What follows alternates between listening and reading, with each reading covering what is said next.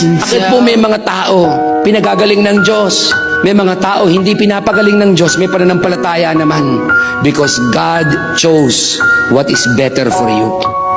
Maraming tao nagpe-pray ng pera. Sinagot ba ni Lord? Oo. Nung magkapera, wala na kay Lord. May sakit ka, pinagaling ka ng Diyos. Ibig sabihin, God said, that is better for you.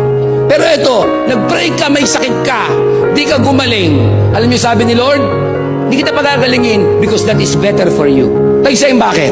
Kasi maaaring hindi ka gumaling, pero nabuo naman ang relationship mo kay Lord. Kasi pwede kasing gumaling ka, pero malayo ka rin kay Lord pagkatapos. Lord, alam kong pagagalingin mo ko, and I trust you. Pero Lord, kung hindi mo ko pagagalingin, I will still trust you. May mga bagay na palagay mo ngayon, walang kwenta. Pero bakit inalaw ng Diyos? Mahal ka niya because He knew and He knows what is better for greater purpose.